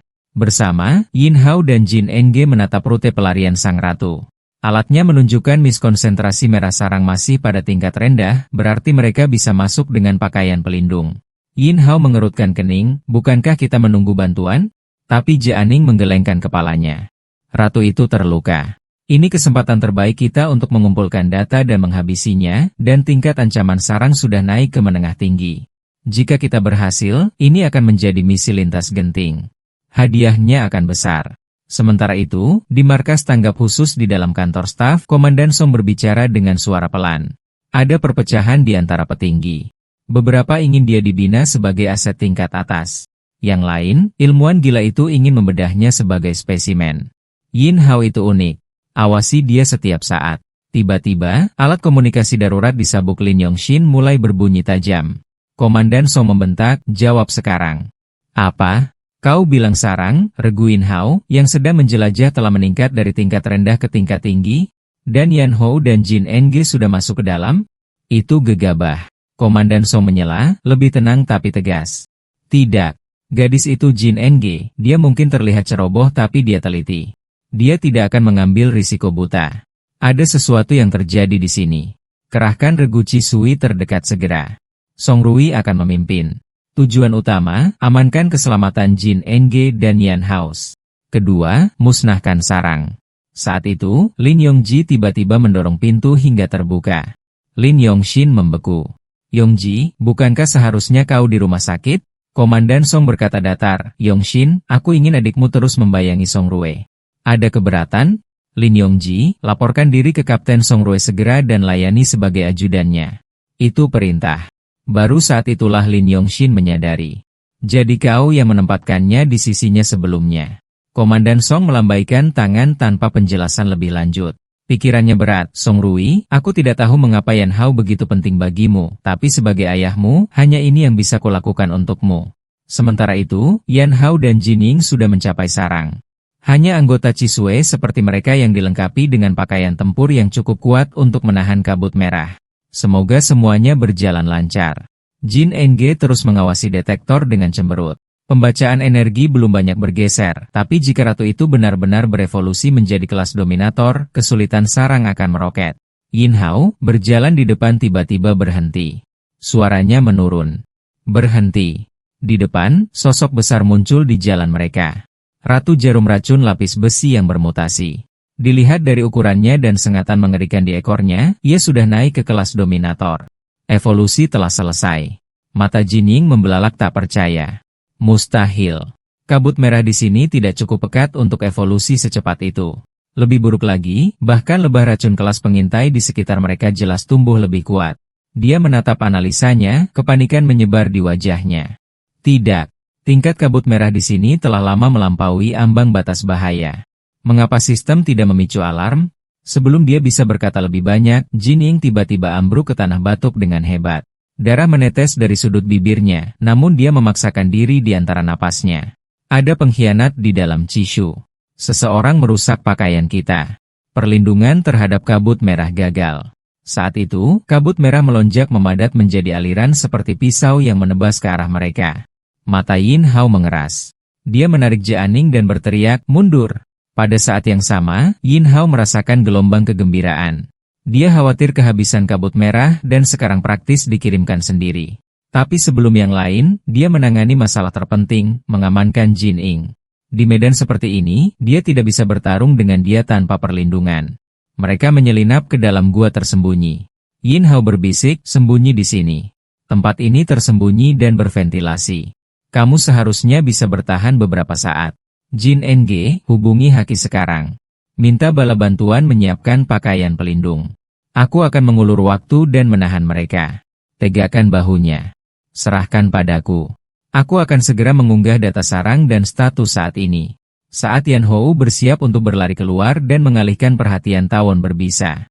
Jianing tiba-tiba memanggilnya, hei, jika kau tidak kembali, aku akan menyeretmu ke neraka sendiri.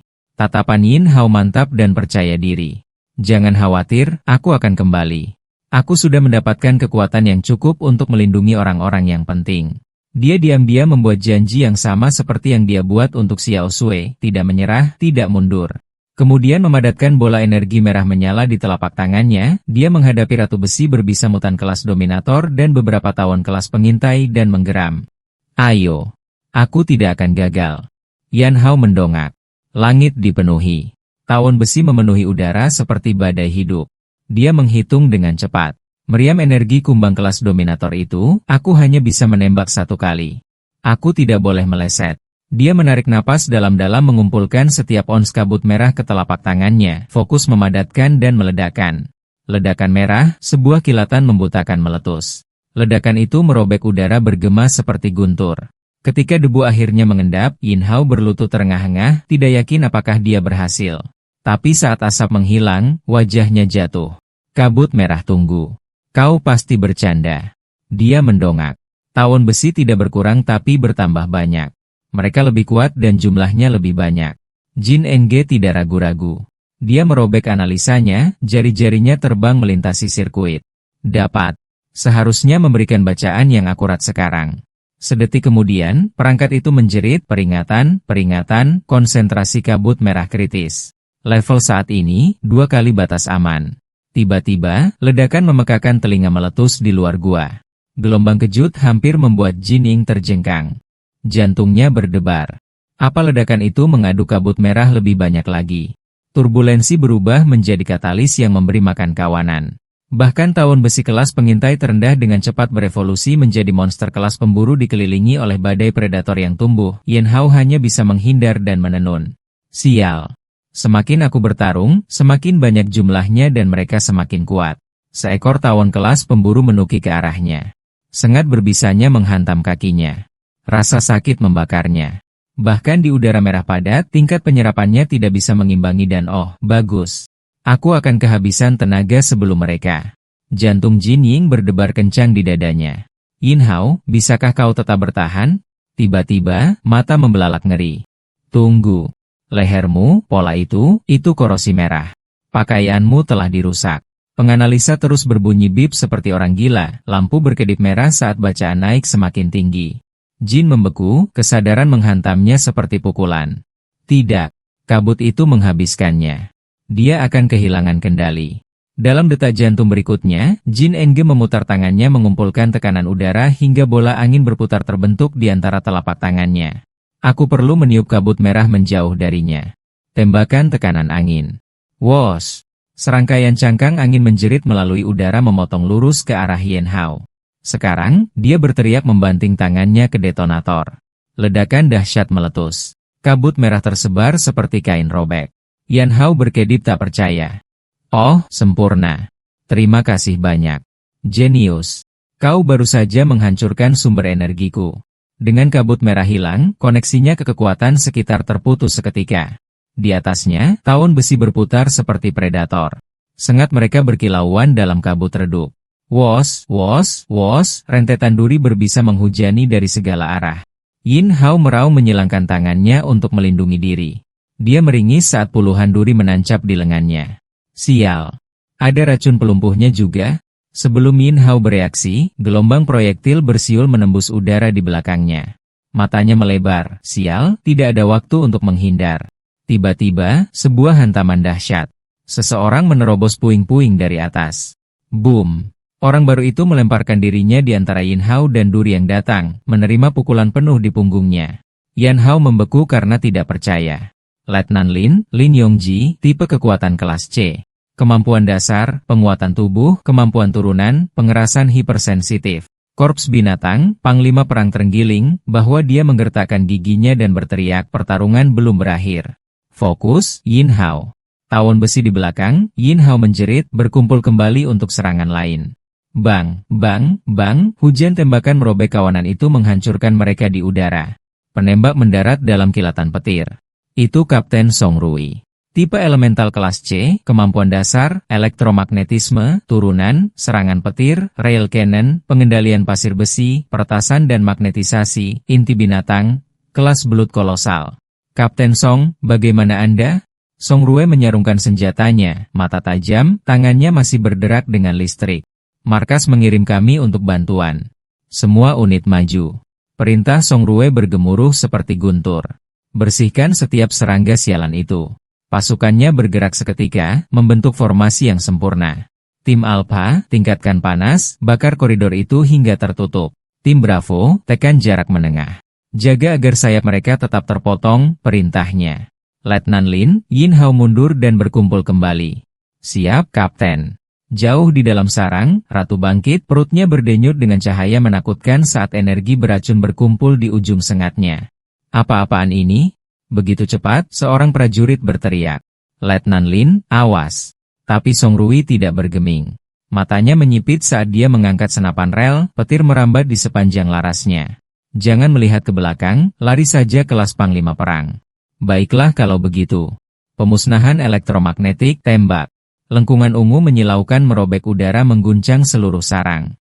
Lonjakan itu menciptakan medan magnet tegangan tinggi. Segala sesuatu di dalamnya membeku, lumpuh, dan menguap dalam sekejap. Duri beracun ratu hancur di tengah penerbangan. Kemudian boom, petir menghantam langsung ke dadanya. Kena langsung. Seorang prajurit berteriak, tunggu. Ukuran itu ratu kelas Panglima Perang yang disebutkan dalam laporan Intel peneliti Jin. Dia melarikan diri ke atas, seseorang berteriak. Dia lumpuh. Itu tidak akan jauh. Song Rui membentak kembali. Semua unit, bersihkan kawanan dan prioritaskan operasi penyelamatan. Siap, Bu. Yan Hao berdiri membeku sejenak, kagum bahwa begitulah kekuatan sejatinya. Letnan Lin melangkah maju di sampingnya. Kembali di kota Redstone, Kapten Song bahkan tidak memiliki perlengkapan tempur utama atau armornya. Dia bertarung dengan setengah kekuatan. Song Rui menyampirkan senapan relnya di bahunya dan berjalan ke arah Yan Hao. Di mana Jining? Yan Hao menunjuk ke arah terowongan terdekat. Di sana. Suara Jining berderak melalui komunikasi. Song Rui, 10 menit lagi dan kau akan menyeret mayatku keluar. Song Rui menyeringai. Nona Jin selamat lagi. Kau berutang makan malam padaku, dan jangan kira aku lupa tabungan penyelamatan terakhir. Kapten, seorang prajurit bertanya, tujuan utama diamankan. Apa perintahmu sekarang? Musnahkan kawanan itu. Ratakan sarang ini sepenuhnya. Saat yang lain berkumpul kembali, Yin Hao diam-diam mulai menyerap kabut merah yang tersisa untuk mengisi ulang intinya. Ledakan terakhir itu bahkan tidak membunuhnya. Dia bergumam pada dirinya sendiri, kurasa aku harus mencobanya lagi. Dia menghela napas perlahan. Baiklah. Energi pulih. Lalu bum-bum-bum. Serangkaian ledakan dahsyat mengguncang sarang. Apa-apaan itu tadi? Ratu itu melayang di udara menarik setiap gumpalan kabut merah di sarang langsung ke tubuhnya. Mustahil. Dia baru saja mencapai kelas Panglima Perang.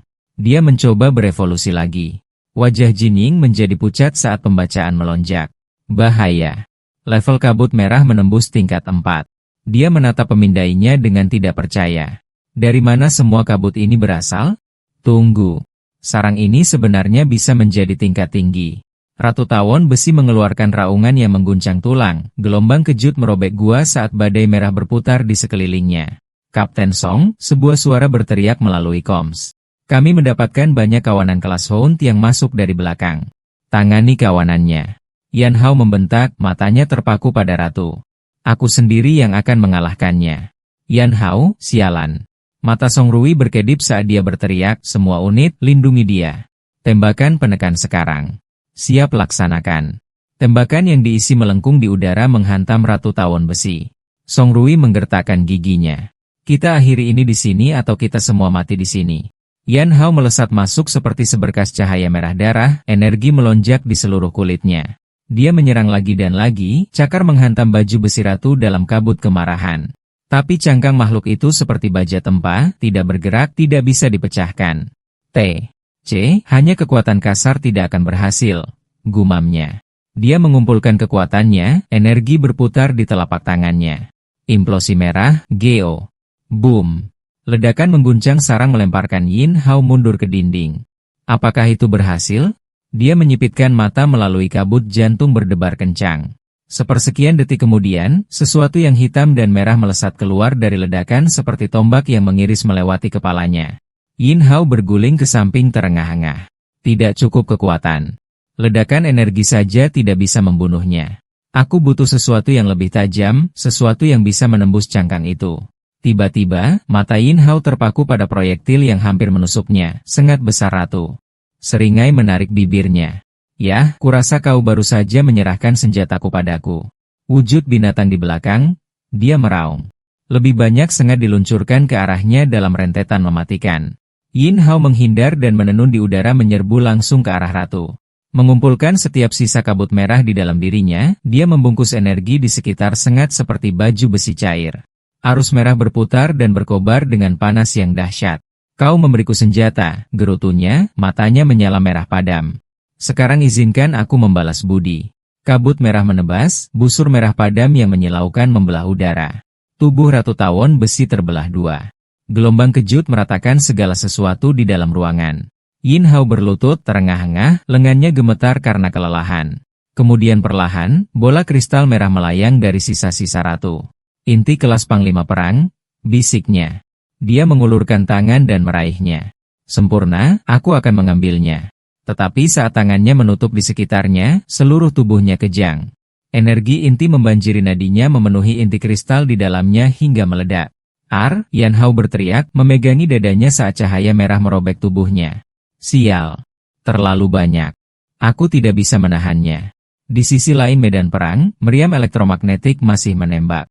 Kapten, kawanan telah dibersihkan sepenuhnya. Janine menyadari ada sesuatu yang salah. Mengapa mereka tiba-tiba merasa lebih lemah? Song Rui segera memerintahkan, bergerak untuk mendukung Yin Hao.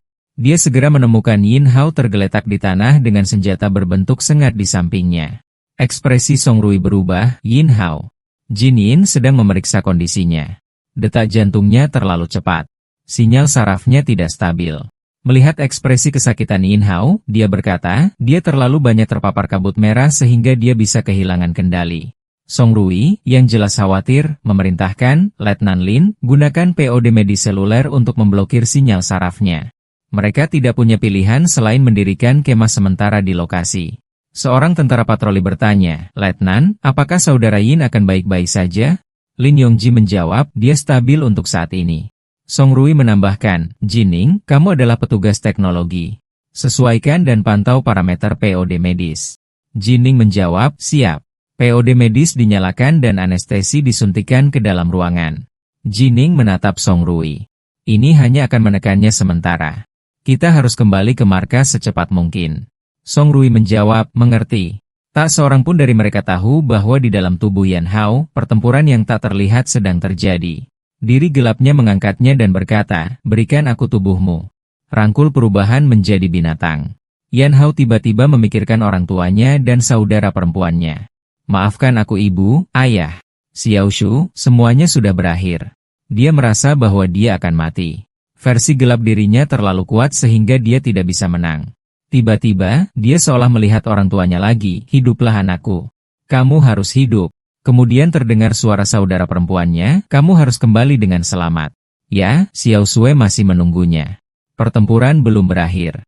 Fokus, Yin Hao. Kamu bisa melakukan ini. Aku tidak akan membiarkanmu menyerah seperti ini. Semua orang menunggunya sehingga dia harus menemukan Xiaozu. Dia harus melindungi orang-orang yang ingin dia lindungi. Dia tidak bisa jatuh di sini. Dengan tekad yang pantang menyerah itu, dia menyerang balik diri gelapnya. Rantai yang tak terhitung jumlahnya bangkit dan mengikat versi dirinya yang menghitam. Yan Hao menunjuk ke arahnya dan berkata dengan pelan, ini bukan hanya tanggung jawabku. Ini juga milikmu. Dia menunduk melihat inti berbentuk salib merah di dadanya dengan napas berat. Jadi inilah harganya, harga untuk menjadi lebih kuat. Setiap terobosan terasa seperti berdansa di tepi jurang. Tidak tahu. Kenapa? Kenapa aku tidak bisa membuka mataku? Kenapa aku tidak bisa menggerakkan tubuhku? Pada saat itu, Song Rui dan timnya sedang dalam perjalanan kembali, tetapi mereka terjebak dalam badai pasir besar. Badai itu terlalu kuat untuk melihat jalan di depan.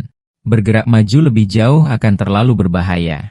Kapten Song, ada reruntuhan kota tua sekitar 3 km di depan. Haruskah kita berlindung di sana? Jining, bagaimana kondisi Yan Hao? Tanda-tanda vitalnya stabil untuk saat ini, tetapi dia masih belum sadar. Jining mengerutkan kening, masih tidak bisa memahaminya. Song Rui memberikan perintah langsung. Letnan Lin, menuju reruntuhan. Suruh kendaraan yang mengikuti untuk tetap dekat. Konvoy dengan cepat mencapai reruntuhan.